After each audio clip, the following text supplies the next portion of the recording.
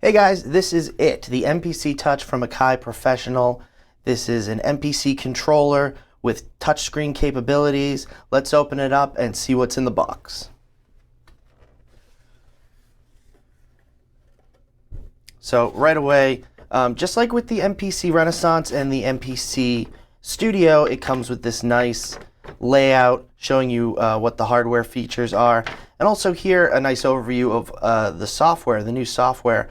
While this is running the MPC software on your computer, the touch interface is a little bit different than what you're seeing on your computer screen. We'll go over that in a different video. Over here, like I said, this is just the hardware layout. We have the unit right here though, so let's not spend too much time on this. We'll look at the actual unit. In the box to the right here is the power supply.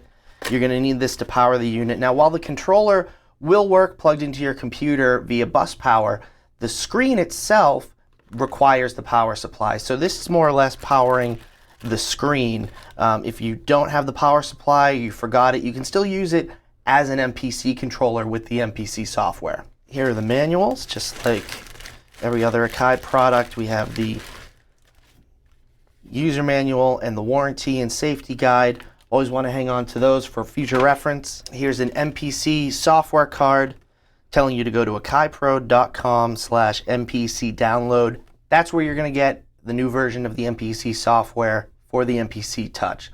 Go there, register your product, and you'll be able to download the software. Also in the bag here, it looks like a microfiber cloth so that you can keep the touch screen nice and clean. Here, I believe this is the, just gonna go ahead and rip it.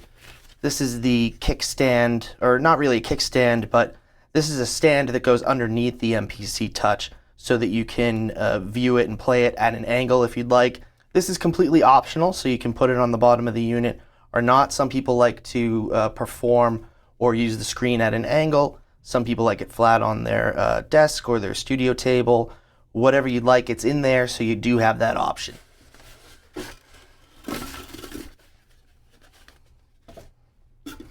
And finally, once we get everything out of the way, there are the Midi cables. These are the 1/8 inch to Midi connectors that Akai is including on a lot of their controllers. It makes it easier to hook up Midi devices to a slim form factor. Also, as always, we have the handy dandy USB cable for plugging into your computer and supplying power to the pads.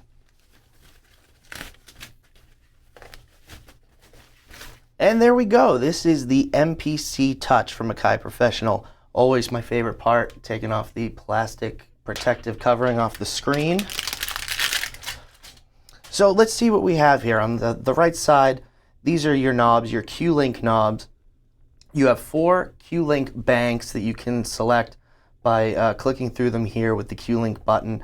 And if you hold this down, you can select which Q-Link bank you want to use on the screen itself, which is pretty cool. These are also capacitive touch knobs, like on the Renaissance and the Studio. So not only do they function as rotary knobs, but there's also functions mapped to touching the tops of the knobs. Here's the big data dial, just a standard feature on MPCs. Nice click when you turn it, and it functions as a button as well. So while aesthetically this is very different from the Renaissance or the Studio or classic MPCs like the 3000 or the 2500, it's still an MPC. You have the basic MPC controls, the Q-Links, the data dial, your typical tap tempo, record, overdub, stop, play, start. There's now a dedicated copy button to make it easier to copy samples between pads, your main button, undo, menu, which is also new for this. You have 16 pads. These are the thicker fat pads like the Akai MPD2 series. So these are raised up a little bit more. They're going to be far more responsive than previous MPCs. I've said this in previous videos for the MPD series. This is like if you do a fat pad mod on your classic MPCs.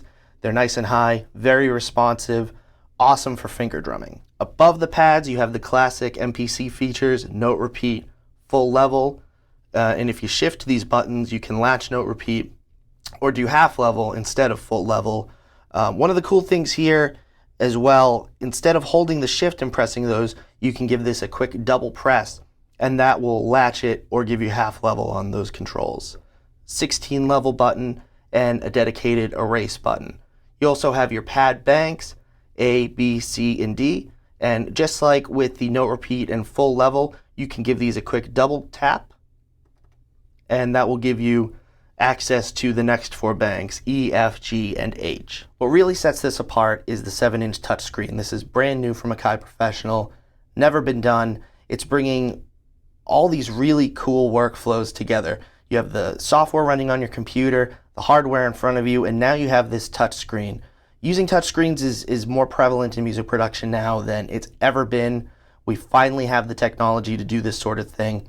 And this is great that Akai's integrated this into the controller so that depending on what you're doing, it will probably be much easier to use this than to reach back over and use the mouse on your computer to make edits. There's multi-touch gestures on here, so you can pinch to zoom. You can crop your samples right on the screen, chop them up, assign them to pads.